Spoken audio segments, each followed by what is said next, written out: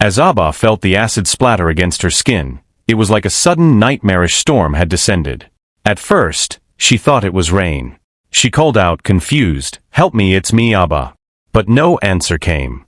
Instead, she was met with burning pain and fear. An eerie darkness engulfed her as her face swelled from the acid. All around, shadows moved, blocking mirrors and surfaces as though to hide the reality of what had been done. Hello. Today, we're sharing the story of Aabha, a courageous woman from a small town in India who has faced unimaginable trials. Her journey is a testament to resilience and hope in the face of hardship. This is her story. Growing up, Aabha had always felt different from others. While most children received warmth and affection, she grew up amidst hostility and rejection. Family, that most essential refuge, was where she felt the least safe. Born in a city of Uttar Pradesh, India, her mother had passed when she was just a toddler. Aabha remembers only fragments of her mother, but one memory stands clear: the yearning for a mother's gentle touch, something she would never experience. Her grandparents became her guardians, raising both Aabha and her infant brother after their mother's passing. Her father soon remarried, and with her stepmother came challenges.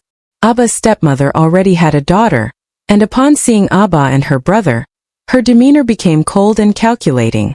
She saw them as obstacles rather than children needing love and care. Over time, resentment gave way to darker intentions. Stories floated around, whispered warnings that the new mother might harm the children to secure her own future. As if a prophecy, attempts on Aabha's life came without warning. Poisoned meals, strangling threats, and suffocating cruelty became the chilling reality of her childhood. Extended family members and neighbors rallied around Aabha, stepping in to help as much as they could. Her grandparents finally made the difficult decision to take the children to live with them, away from their stepmother's hostility. For a few years things seemed calm, and she found solace in their new home in Faridabad. But when both her grandparents passed in 2006, Aabha's sense of security vanished once more. Alone and vulnerable, she had no choice but to return to her father's home. Here, she quickly found herself under the stepmother's control again. School was no longer an option. Instead, she was forced into domestic chores. Any mention of school was met with a bitter reminder. What's the point of studying? Your future lies in marriage and running a household. Her dreams of education were crushed under her stepmother's relentless grip. Aabha tried to reach out to her father, sharing the abuse she endured, but he remained distant. He dismissed her pleas, reasoning that her stepmother only wanted the best for her future. Alone in her pain, Aabha grew increasingly desperate. One day, Aabha's uncle visited and saw her condition firsthand. Her worn clothes and exhaustion told a story of suffering that words could not capture. Moved by her plight, he decided to intervene. Yet, despite his efforts, the cycle of cruelty resumed. Her days were filled with chores, and nights with a fear that gnawed at her soul. After another troubling incident, she confided in her uncle, who came to visit her in Faridabad. He was horrified to find her working in the oppressive summer heat, dressed in tattered clothes, visibly undernourished and utterly drained. Seeing his niece in such a condition filled him with sorrow. He tried to negotiate with her father, pleading for her release, but his pleas went unheard. Aabha felt more isolated than ever, her cries for help met with indifference. One night, as Aabha prepared to sleep outside under the stars, her stepmother's command startled her. "Tonight you sleep inside." The demand was unusual, out of character. Her gut instinct screamed danger. Bravely, she refused, opting to rest in the open hallway. As she lay there, a profound silence settled around her, broken only by her heartbeat, which thundered with unease. At around 2:30 a.m., as she drifted in and out of restless sleep, her life changed forever. Her stepmother approached in the dark and poured acid onto Aabha's face, thinking the deed would go unnoticed in the silence of the night. It was not rain as she had first thought, but a calculated act of cruelty. The pain was unimaginable, searing her skin, filling her senses with a sharp metallic stench.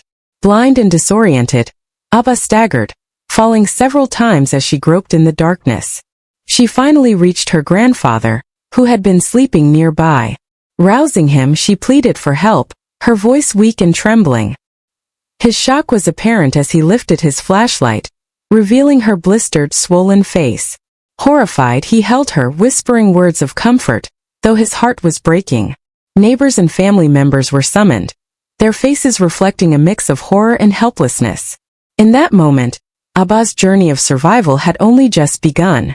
After Aabha was attacked, word spread quickly among her community, and concerned neighbors reached out to her family. The pain on her face was matched only by her anguish at the betrayal, yet her stepmother did not even emerge from the house to see her. Confused and afraid, Aabha asked for her stepmother. "Bring my mother. I want to talk to her," she pleaded. But instead of comfort, she received only cold indifference. From behind closed doors, her stepmother's voice finally called out, "We won't come. We're afraid to see her like this." Shaken by the realization that her family would not even look at her, Aabha's heart sank. Why was she suddenly a stranger even to those closest to her? With mounting pain and distress, her grandfather quickly brought her to the nearest village hospital. The facility was ill-equipped for such a serious injury. The doctor administered only a sedative and left her lying on the hospital bed with minimal treatment. Throughout the night, Aabha felt as if she were trapped in a nightmare. Her clothes had stuck painfully to her injured shoulders, her vision began to blur, and her body was racked with agony. Desperation filled her, and her pleas grew louder, asking for her father and uncle. Her father, who was out of city, received a call from a family friend who knew about Aabha's situation. The friend informed him that his daughter had been hurt severely by a black substance poured on her.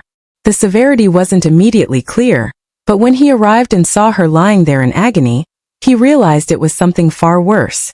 She was crying, her face covered, as bystanders looked on, unsure of what had happened. Finally, by late morning, her uncle and father rushed her to Delhi's Safdarjung Hospital, where doctors began to provide proper care. But by then, it had been nearly 15 hours since the attack, and the initial delay had exacerbated her condition. The days that followed were harsh. Aabha was in constant pain, her face bandaged to protect her wounds, and her world felt infinitely darker. Family members visiting her were openly judgmental, some even cruel, making remarks like, "Who would marry her now? And she's ruined, she'd be better off dead." When she was finally discharged, returning home brought little relief. Her stepmother made it a point to cover all the mirrors so Aabha couldn't catch a glimpse of herself. But one day, she accidentally uncovered a mirror and saw her reflection for the first time. The face staring back at her was barely recognizable. The image struck her like a lightning bolt, and she screamed, overwhelmed by the sight. She fainted, only to wake surrounded by family members once again, all staring with a mix of pity and discomfort. Her own reality seemed to have transformed into a horror story, one from which she could not escape. Aabha's mental anguish only deepened over time. She began to feel that her life had no value and, feeling rejected even by her own family, she expressed her despair openly, saying, "There's no point in my living anymore. I am worthless, no one wants me." Her despair continued until she decided to leave home with her brother for their granny's house. That night they had nowhere to sleep, so they stayed at the railway station in the city. Their small bag, containing what little they had, was stolen, leaving them penniless. Her brother even begged for money so they could continue their journey to their granny's home. Years passed with Aabha trying to recover both physically and emotionally. Life was hard, but in the midst of her challenges, she met Seema, another survivor who had also faced the same traumatic experience. They bonded over shared hospital visits and long recovery sessions. Their doctor was the same, so they often had a chance to talk, laugh, and share their struggles. Then, after a short time apart, Seema called Aabha with a new opportunity. "There's a campaign starting up called No More Acid Attacks. It's a support group for survivors. Why don't you join me? Could help you move forward." After 5 long years, Aabha finally felt a glimmer of hope and courage to step outside again. She met the organization team members of No More Acid Attacks, and felt an instant connection to the group. For the first time, she realized she was not alone. She wasn't the only one who had endured this kind of suffering. "I'm not just one person," she thought. "There are thousands like me, each with a similar story." Through the campaign, Aabha began to speak out, finding both empowerment and purpose in advocating for others. She even appeared in public gathering, showing the world that acid attacks don't define someone's worth. She was no longer the hidden, covered face. She was a proud survivor, inspiring others to recognize that beauty lies within. As her confidence grew, Aabha looked back at her journey. She remembered the people who once told her to cover her face and stay hidden, and now those same voices had faded. Her message to the world became clear. Beauty isn't defined by our faces but by the goodness in our hearts. If I can find strength in my scars, then I can inspire others to change their views. Let's educate our children to value inner beauty and respect each other's dignity. Scars can't define us, they only tell the story of how we survived.